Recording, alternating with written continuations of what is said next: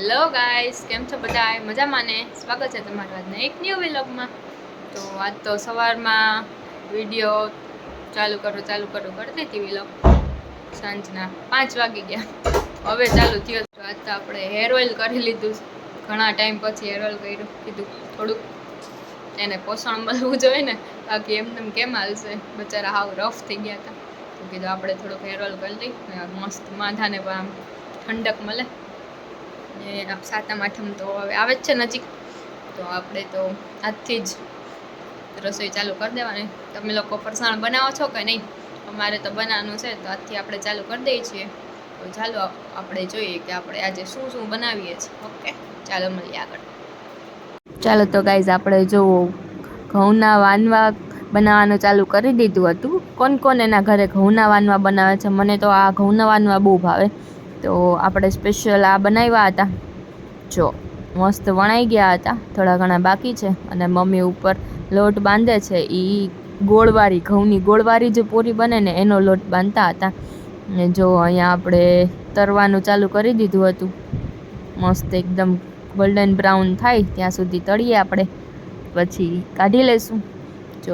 જો મસ્ત તરાય છે, અને થોડા ઘણા તરાઈ પણ ગયા હતા. જો છે ને મસ્ત છે ને, આમ સાતમ આઠમમાં જમવાની કંઈક અલગ જ મજા છે. નાસ્તા બધાય હવે મમ્મી વણે છે અને હું તરું છું.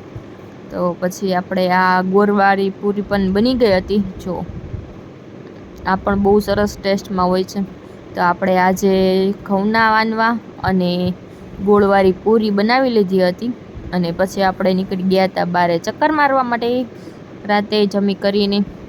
તો જો અહીંયા આ નવો રોડ ચાલુ થઈ ગયો છે. આપણે તળાવની પાર છે ને, ત્યાં એક નવો રોડ ચાલુ થઈ ગયો છે.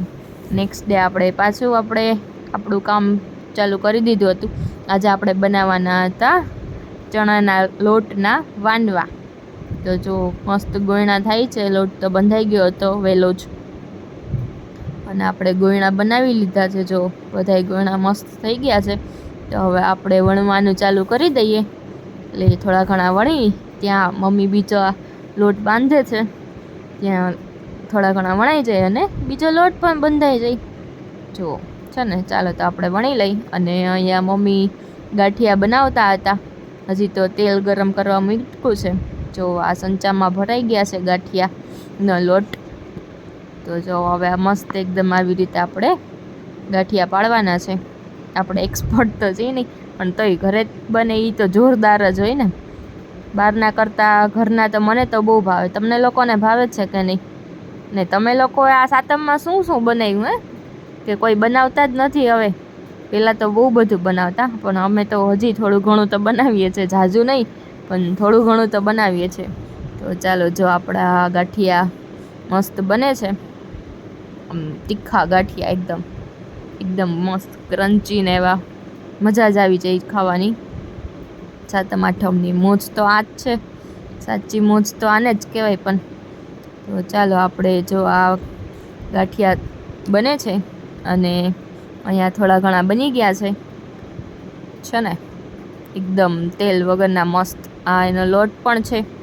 તો ચાલો હવે આપણે પાછું વણવાનું ચાલુ કરી દઈએ. ત્યાં ગાંઠિયા અને એ બધું બની જાય. ચાલો તો આપણે થોડાક વણ્યા હતા, પછી આપણે વિડીયો શૂટ કરવા વહી ગયા હતા. ત્યાં તો હું થોડાક વણતી હતી, ત્યાં બા પણ આવી ગયા. બા કે દે કે હું કરાવું, મને બીજો પાટલો દે. ભાગ્યે કે આ છે ને ગોયણા બહુ નાના, તું થોડાક મોટા કર.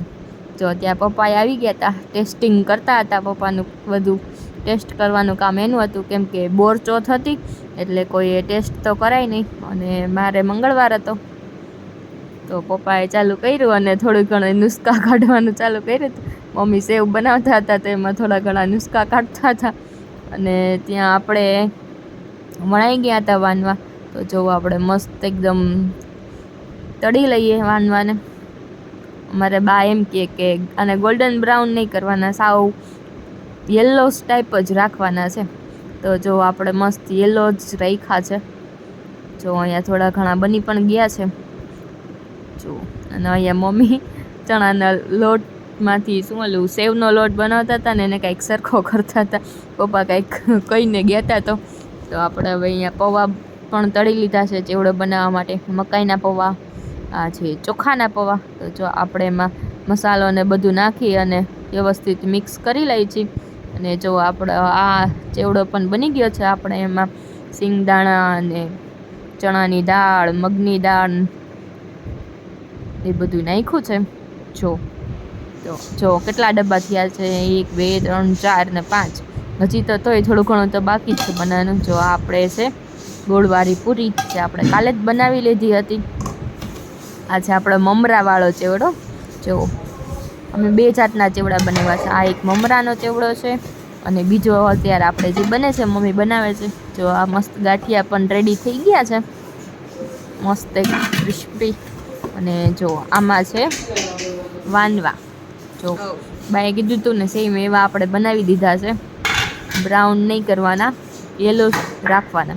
તો આમાં આપણે ઘઉંની પૂરી ને વાનવા 2 મિક્સ રાખી દીધા હતા. જો આ બધા એ ડબ્બા તો ફૂલ ભરાઈ ગયા છે, તો હજી થોડું ઘણું બને જ છે. જો આ આપણો પૌવાવાળો ચેવડો. આપણે 2 અલગ અલગ ચેવડા બનાવ્યા ને, આ પૌવાનો અને ઓલો મમરાવાળો. અને આ સેવનો લોટ હવે ફાઇનલી પાછો થોડોક સરખો કરીને બનાવી નાખ્યો છે. તો મમ્મીએ સેવ બનાવી નાખી અને પછી જમી કરી અને આપણે પાછા બહાર નીકળી ગયા હતા ચક્કર મારવા માટે. રાતે ચક્કર મારવા તો જઈએ જ ને બધાય. તો જો તમારે લોકોને બની ગયું કે નહીં, કોમેન્ટ કરજો. અને આજનો વિડીયો ગમ્યો હોય તો લાઈક અને શેર કરજો.